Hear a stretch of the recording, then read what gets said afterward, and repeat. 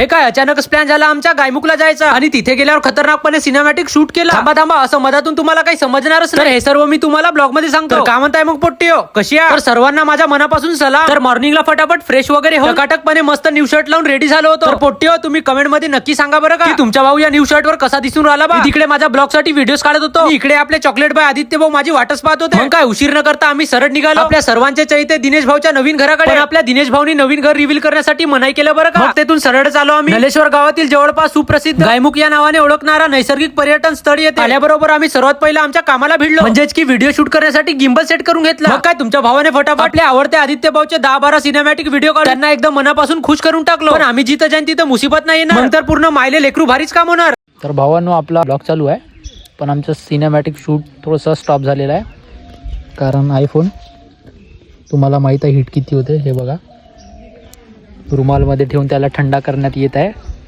कारण टेम्परेचरमुळे मोबाईल बंद झालेला आहे.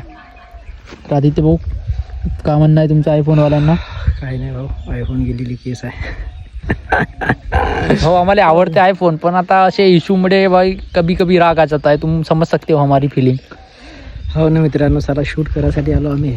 आमच्यात तेल निघत आहे पण सारा आयफोन काही आम्हाला साथ देत नाही.